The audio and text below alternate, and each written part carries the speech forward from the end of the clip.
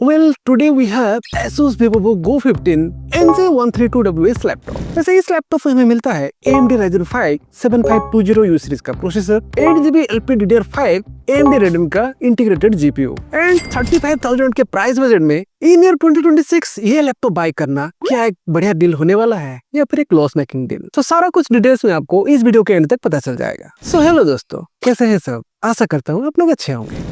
आबरा खडाबरा और net open करके देखते हैं। खुल जा। नहीं भाई, यहाँ पे मैजिक काम नहीं करता है। ये मैजिक वाला हाथ भी यहाँ पे लगा के आपको लैपटॉप को ओपन करना पड़ेगा, क्योंकि भाई इसका वेट डिस्ट्रीब्यूशन इतना अच्छा नहीं है कि इस क्वालिटी इज रियली ऑसम। मैं ओपन क्लोज करके चेक कर पा रहा हूँ कि भाई ये जो लैपटॉप का हिंजेस है ना, काफी अच्छी क्वालिटी के साथ बिल्ड किया गया है। एंड वैसे भाई एसुस के लैपटॉप में US military standard 810A certified होते हैं। सो बिल्ड क्वालिटी एकदम तगड़े का होता है। सबसे पहले लैपटॉप के परफॉर्मेंस से ही शुरू कर लेते हैं। वैसे इस लैपटॉप में हमें मिलता है AMD Ryzen 5 7520U सीरीज का processor with Radeon graphics. Yes, ये प्रोसेसर U सीरीज का है, तो शायद आपको पता ही होगा कि U सीरीज के प्रोसेसर जो होते हैं ना, बहुत ही पावर एफिशिएंट प्रोसेसर होते हैं।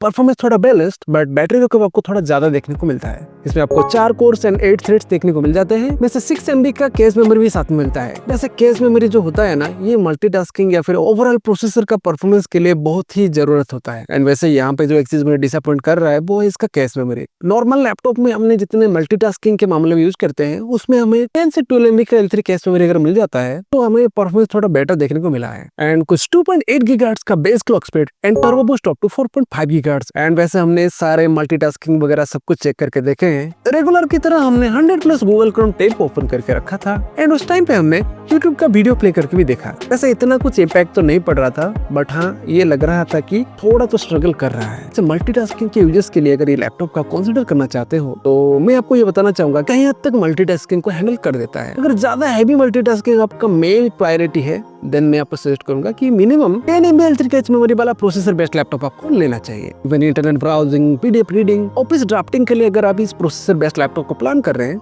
तो उस केसेस में आपको कोई भी डिसअपॉइंट नहीं मिलेगा। मेमोरी के बारे में अगर बात करें, इस लैपटॉप में आपको मिलता है 8GB LPDDR5 5500 mega transfer rate के साथ एक ऑनबोर्ड रैम। एक ड्रॉबैक भी है, एक अच्छा पॉइंट भी है। सबसे पहले ड्रॉबैक के बारे में बात कर लेते हैं, क्योंकि इस लैपटॉप में जो आपको रैम मिलता है वो ऑनबोर्ड है, मींस आप इसको अपग्रेड नहीं कर पाएंगे। इन फ्यूचर कभी भी आपको फील होता है कि भाई मुझे 8GB का रैम अभी कम पड़ रहा है, we need to upgrade, then वो वाला ऑप्शन तो आप भूल ही जाओ, इसमें आप अपग्रेड नहीं कर पाओगे। एंड अच्छी बात ये है, इसमें आपको LPDDR5 5500 मेगा ट्रांसफर रेट वाला एक हाई स्पीड रैम डिलीवर होता है। सो परफॉर्मेंस के मामले में तो अच्छा ही परफॉर्मेंस हमें देखने को मिला है। सो यहाँ पे मैं अपने व्यूअर्स को बताना चाहूंगा, जो लोग अभी ये वीडियो को देख रहे हैं, जो सोच रहे हैं कि करंट जो सिचुएशन है रैम का प्राइस को लेकर, इस लैपटॉप को भी बाय करके बाद में रैम अपग्रेड करके हम इसका जुगाड़ बना देंगे, तो भाई यहाँ पे डिसीजन चेंज कर लो। जिस लैपटॉप में ऑलरेडी 16GB या फिर 32GB जो आपका करंट सिचुएशन के हिसाब से अभी रिक्वायर्ड है, या फिर फ्यूचर में लग रहा है कि मुझे इतना रैम जरूरत पड़ सकता है अकॉर्डिंग टू माय सॉफ्टवेयर या फिर एप्लीकेशंस, उसी कॉन्फ़िगरेशन के हिसाब से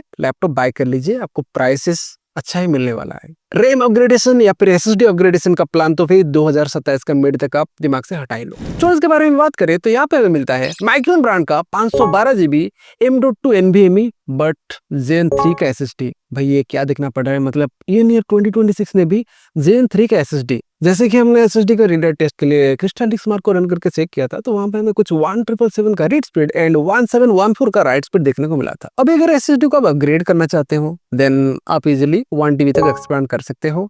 एक चीज है कि भाई इसमें जो लगा हुआ SSD को आपको रिमूव करना पड़ेगा। अभी GPU के बारे में बात करें तो इस लैपटॉप में हमें मिलता है AMD Ryzen integrated GPU with 512 MB dedicated memory. वैसे गेम टेस्ट के लिए सबसे पहले हमने Forza वर्जन 5 को रन करके देखा एंड वहां पे कुछ हमें 15 से 20 FPS देखने को मिले हैं इन HD सेटिंग। गेम इतना स्मूथ नहीं लगा हमें, क्योंकि इसमें हमें 8GB का रैम दे रखा है। एंड सेकंड नंबर पे हमने GTA 5 को रन करके देखा इन FHD सेटिंग। वहां पे हमें थोड़ा फ्रेम रेट्स ज्यादा देखने को मिले हैं, 25 to 30 FPS तक वहां पे हमें देखने को मिला है। एंड GPU का टेम्परेचर लगभग 70 डिग्री तक जा रहा था। नॉर्मल से थोड़ा ज्यादा हमें देखने को मिला है, बट गेम प्ले का एक्सपीरियंस काफी स्मूथ हमें मिला है। वैसे हमने वीडियो एडिटिंग टेस्ट के लिए Adobe Premiere Pro को भी रन करके देखा क्योंकि हमारा एक रेगुलर 4K शूटेड वीडियो था। 3 मिनट्स के वीडियो में हमने बहुत सारे इफेक्ट्स एंड लेयर्स वगैरह डाल के रखे थे। उसका एडिटिंग के दौरान हमें कहीं पे भी लैग फील नहीं हुआ है, बट रेंडरिंग टाइम ना लगभग 3 से 4 मिनट तक हमें देखने को मिला है। वैसे रेंडरिंग टाइम तो इसका जो जीपीयू के हिसाब से ठीक ठाक ही हमें देखने को मिला है, क्योंकि भाई इस बजट रेंज में जो आई जीपीयू दे रहा है उसके हिसाब से तो ये नॉर्मल है। बट जब वीडियो एडिटिंग के टाइम अगर आप कलर करेक्शन करते हैं, कलर ग्रेडिंग करने के लिए ट्राई करते हैं, ये डिस्प्ले आपको सपोर्ट नहीं करेगा। एंड वैसे ये कोई प्योर एडिटिंग वाला लैपटॉप तो है ही नहीं, बजट से तो आपको पता ही चल गया होगा। ना इसका जीपीयू ना इसका डिस्प्ले आपके लिए सपोर्टेड है। और उसके बाद हमने फोटो एडिटिंग के लिए हमारा रेगुलर जो थंबनेल होता है उसको भी यहाँ पे हमने एडिट करके देखा है। एडिटिंग के दौरान तो हमें कोई दिक्कत नहीं आया, बट वही कलर करेक्शन के टाइम, कलर ग्रेडिंग के टाइम हमें वहां पे दिक्कत आया, क्योंकि इस डिस्प्ले के अंदर आप जो कलर एडिट करेंगे वो हो सकता है कि आप जो अभी इस लैपटॉप में देख रहे हैं या फिर मोबाइल में देख रहे हैं जो वीडियो, वहां पे आपको ये वाला कलर सही ना दिखे या डिफरेंस दिखे। सो ऐसा कुछ होता है अगर आपका डिस्प्ले कलर एक्यूरेट ना हो। So now this is the time to talk about the wireless connectivity features. वैसे इस लैपटॉप में आपको मिलता है एक वाईफाई 6 का ड्यूल बैंड वाला कार्ड। इस लैपटॉप में भी आपको वही आउटडेटेड ब्लूटूथ का 5.3 वाला वर्जन ही देखने को मिलेगा। ये एक रिवाज बन गया है। आप अभी के डेट में जितने भी लैपटॉप बाय कीजिए, सभी लैपटॉप में ब्लूटूथ का 5.3 वाला वर्जन ही मिलेगा। एंड इसमें भी वही मिल रहा है, तो चौंकने वाली कोई बात नहीं। तो चलिए अभी बेंचमार्क के स्कोर के ऊपर भी थोड़ा नजर डाल लेते हैं। सबसे पहले आते हैं हमारे पीसी मार्क 10 भाई साहब। 3420 का स्कोर देखने को मिला है। एंड 3D मार्क टाइम्स पर स्कोर इज 599। ये मैच ही कर रहा है जो हमारा रिजल्ट मिला है अभी प्रीवियसली हमने जैसे टेस्ट किए थे। गेमिंग एक्सपीरियंस इतना अच्छा नहीं मिला था। फिर हमने Cinebench R23 को रन करके देखा, वहां पे हमें 4423 का मल्टी कोर स्कोर एंड 894 का सिंगल कोर स्कोर देखने को मिला है। एंड आप स्क्रीन को जरूर पॉज करके इसको चेक कर सकते हैं कि ये प्रोसेसर किस नंबर पे स्टैंड कर रहा है या फिर किस प्रोसेसर से बेटर परफॉर्म कर रहा है। And Geekbench 6.4 single core score is 1204 and multi core score is 3128। And last में Core i00 का ओपन सेल स्कोर हमें देखने को मिला है। हार्डवेयर इन्फो का भी हमने स्क्रीनशॉट स्क्रीन के ऊपर डाल दिया है। इस लैपटॉप के हार्डवेयर के बारे में थोड़ा और कुछ डिटेल्स में जानना चाहते हैं, देन स्क्रीन को पॉज करके उसको भी आप चेकआउट कर सकते हैं। परफॉर्मेंस के बारे में तो बातचीत हो गया, अभी चलिए थोड़ा लैपटॉप के बिल्ड एंड डिजाइन के बारे में बात कर लेते हैं। Asus के लैपटॉप में आपको लुक वाइज कोई डिसअपॉइंट नहीं मिलता है, क्योंकि ये कूल सिल्वर कलर के साथ आपको एक बढ़िया लुक प्रोवाइड करता है। खास करके ये Asus VivoBook का जो रेज्ड लोगो ब्रांडिंग यहाँ पे दिखता है, ये हर ब्रांड से इस लैपटॉप के लुक को थोड़ा और एनहेंस करके देता है। वैसे ये लैपटॉप कंप्लीटली PCIe से बिल्ड किया गया है, but build quality is really awesome. Asus के मैक्सिमम लैपटॉप की तरह ये laptop US military standard 810 certified है। एंड इसका बेस एक डिफरेंट डिजाइन के साथ डिलीवर होता है। ऊपर और नीचे में आपको 4 रबर व्हील्स देखने को मिल जाते हैं, जो कि लैपटॉप को हाइट प्रोवाइड करते हुए लैपटॉप का एयर इनटेक में हेल्प करते हैं। एंड यहाँ पे एयर इनटेक के लिए वेंट दिख जाएगा। एंड ऊपर में एयर एग्जॉस्ट वेंट कुछ इस तरह के डिजाइन के साथ ये लैपटॉप का बेस पैनल डिलीवर होता है। And left and right side में 2 down firing stereo speakers which is powered by sonic master audio technology. And speaker का ऑडियो क्वालिटी कुछ इस तरह का है।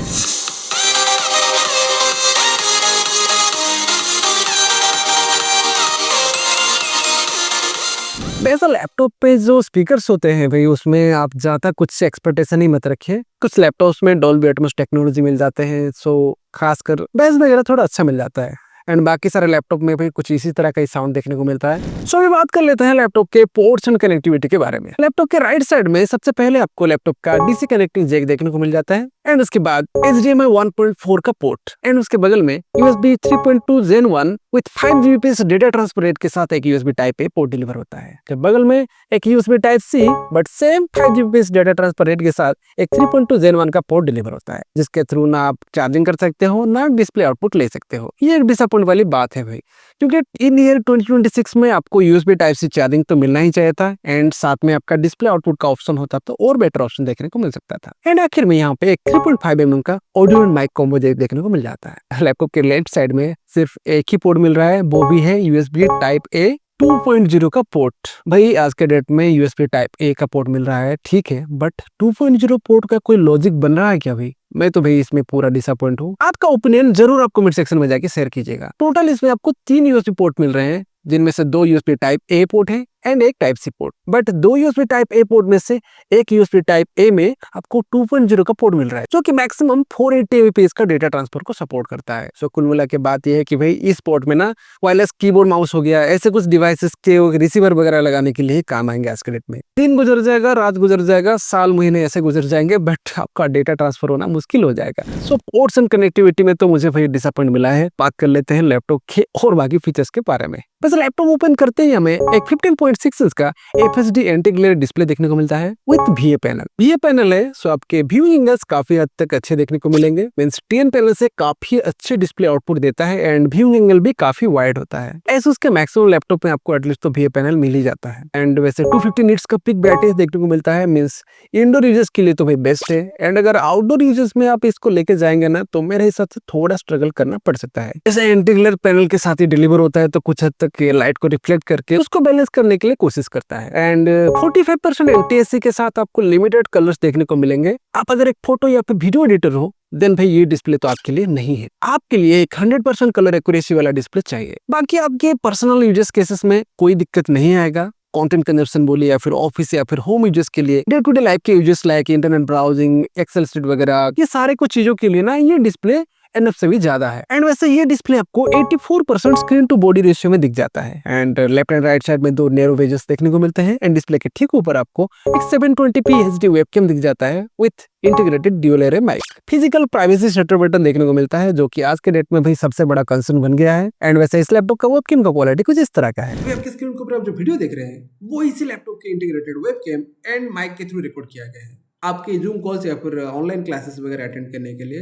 एंड ऑडियो क्वालिटी आप कंपेयर करके चेक कर सकते हैं कि भाई ये आपके लिए एनफ है या फिर आपको इससे और ज्यादा बेटर क्वालिटी चाहिए। वैसे इस लैपटॉप के टॉप लिड के ऊपर आपको एकदम मिनिमम सा फ्लेक्स देखने को मिल जाता है एंड इस लैपटॉप का top lid up to 180 degree open हो जाता है। टॉप लिड की तरह यहाँ पे कीबोर्ड के ऊपर भी हमें एकदम मिनिमम सा फ्लेक्स देखने को मिलता है एंड यहाँ पे हमें एक full size keyboard with number देखने को मिलता है बट बैकलिट सपोर्ट यहाँ पे आपको देखने को नहीं मिलेगा। बाकी कीबोर्ड का क्वालिटी इतना अच्छा नहीं है। मैं हर बार की तरह यहाँ पे भी नोटिस कर रहा हूँ कि बैकलिट कीबोर्ड जो होते हैं उसका टच एंड फील का क्वालिटी काफी अच्छा होता है in comparison to non backlit keyboard. Typing experience कुछ हद तक सही है। बात यह है कि इसमें आप लॉन्ग टाइम तक अगर काम करते हो ना तो आपके हाथों के ऊपर इतना स्ट्रेस नहीं आएगा, आप काम कर सकते हो लॉन्ग टाइम इस पे। एंड कीबोर्ड के फंक्शनल कीज के ऊपर आपको सारा मल्टीमीडिया शॉर्टकट्स वगैरह दिखने को मिल जाता है। भाई ये पाम रेस्ट एरिया को मैं देखे बिना ऐसे काम करना चाहता हूँ। पाम रेस्ट एरिया पे इतना लेवल्स का कोई लॉजिक नहीं है भाई, बहुत सारे लेवल्स, शायद लेवल्स ज्यादा ही या फिर जो लेवल यहाँ पे दे रहा है एसुस ना, मुझे लग रहा है कि भाई उसको अच्छी तरह से डिजाइन नहीं किया। लाइक ना मुझे हर बार की तरह इरिटेट कर ही रहा है इस मॉडल में भी।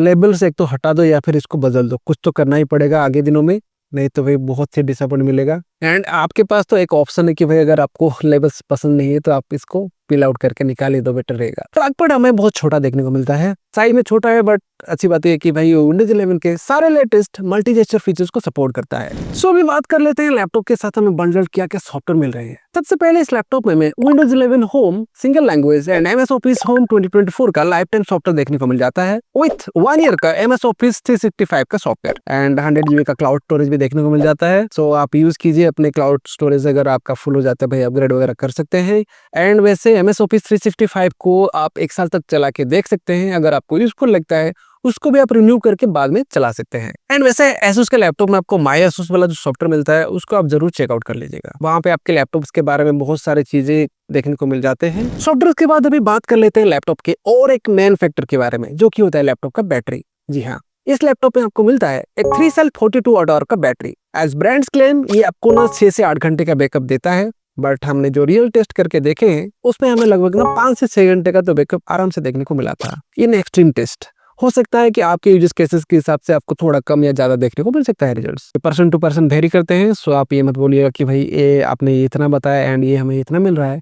सो भाई ये यूजर्स के अकॉर्डिंग डिपेंड करता है। लैपटॉप यूजर्स के ड्यूरिंग अगर आपके पास पावर आउटलेट अवेलेबल है देन आप एडेप्टर को कनेक्ट करके लैपटॉप को आप 49 मिनट्स में अप टू 50% तक चार्ज कर सकते हैं। लगभग कुछ 1.5 घंटे में लैपटॉप फुल चार्ज हो जाता है। एंड वैसे आखिर में सबसे मेन चीज जिसका अगर प्राइस के बारे में बात करें 37,000 से 41,000 के अंडर अभी फ्लक्चुएट कर रहा है। वैसे ये लैपटॉप का अगर बाय करना चाहते हैं इसका बेस्ट बाय लिंक मैंने डिस्क्रिप्शन पे डाल दिया है, वहां से जाके आप जरूर चेकआउट कर सकते हैं। एंड लास्ट में बॉक्स कंटेंट के बारे में शॉर्टली अगर बताऊं तो इससे ये वही एक टिपिकल से ब्रांडिंग के साथ बॉक्स देखने को मिल जाता है। सामने की तरफ थोड़ा MRP वगैरह एंड इम्पोर्ट डेट वगैरह देखने को मिल जाता है एंड पीछे की तरफ आपको लैपटॉप के थोड़ा बहुत स्पेक्स देखने को मिल जाता है। यहाँ पे MS ऑफिस का 2024 वाला लेबल, बाकी बॉक्स के ऊपर और कुछ भी नहीं मिल रहा है। एंड बाकी वहाँ पे कुछ थोड़ा बहुत डॉक्यूमेंटेशन देखने को मिल जाएगा, फिर एक अच्छी क्वालिटी का इंडियन पावर कोड देखने को मिल जाता है जो कि अडेप्टर के साथ कनेक्ट होने के लिए दिया जाता है। एंड उसके बाद हमें मिलता है एक 45 वॉट का टीनी अडेप्टर, बट ये वॉल माउंटेबल नहीं है, इसके साथ आपको केबल कनेक्ट करना पड़ता है, बट साइज काफी छोटा है, लाइक आपको मोबाइल अडेप्टर की तरह ही देखने को मिलेगा। एंड छोटे साइज के ऊपर मत जाइए भाई, ये फास्ट चार्जिंग को सपोर्ट करता है, सो आपका लैपटॉप एकदम फास्टली चार्ज भी हो जाता है। वैसे लैपटॉप के वेट के बारे में बात करें, लैपटॉप लगभग ना 1.6 किलो के वेट के साथ आपको देखने को मिल जाता है। एंड वैसे अगर आपको एडेप्टर एंड केबल भी कैरी करना पड़ता है साथ में, तो उसके साथ भी ना लगभग 1.9-2 किलो के आसपास ही देखने को मिलता है। सो डेफिनेटली ये थिन लाइट कैटेगरी में जाता ही है। सो आखिर में अगर फाइनल वर्डिक्ट की तरफ बढ़े, ये लैपटॉप मैं उनको सजेस्ट करना चाहूंगा जो मेनली एक स्टूडेंट है या फिर वर्किंग प्रोफेशनल है, मेनली अपने डेली वर्क के साथ साथ थोड़ा बहुत कैजुअल गेमिंग करना चाहते हैं या फिर फोटो एडिटिंग या वीडियो एडिटिंग को सीख के थोड़ा बहुत प्रैक्टिस वगैरह करना चाहते हैं, देन वो ये लैपटॉप ले सकते हैं। एंड इस प्राइस बजट में ये एक अच्छा ऑप्शन मिल रहा है। इसमें हमें थोड़ा रैम अपग्रेडेशन का ऑप्शन मिल जाता है एंड SSD अगर थोड़ा Zen 4 वाला मिल जाता तो बात और ही कुछ होता। ये लैपटॉप उनको सजेस्ट करना बिल्कुल भी नहीं चाहूंगा जो कि purely coding and photo video editing या फिर 3D सॉफ्टवेयर चलाने के लिए ये लैपटॉप सुइटेबल नहीं है। ये इतना कुछ हैंडल नहीं कर पाएगा क्योंकि इसमें आपको रैम बहुत कम मिल रहा है एंड वैसे प्रोसेसर एंड GPU भी इतना पावरफुल नहीं है। आई होप आज का ये वीडियो आपके लिए काफी हेल्पफुल रहा होगा। अगर हाँ तो जल्दी से वीडियो को लाइक एंड सब्सक्राइब कर दीजिए क्योंकि हम इसी तरह का tech unboxing and tech review लाते रहते हैं। एंड हाँ, हाइप करना मत भूलना क्योंकि आपका एक हाइप हमारे चैनल को ग्रो होने में एंड इसी तरह का टेक वीडियो को आपकी तरह टेक लेवल तक पहुंचाने में काफी हेल्प करता है। सो जल्दी मिलते हैं एक न्यू टेक ब्लॉगर के साथ, तब तक के लिए कीप वॉचिंग एक optimal smart tech clear advice.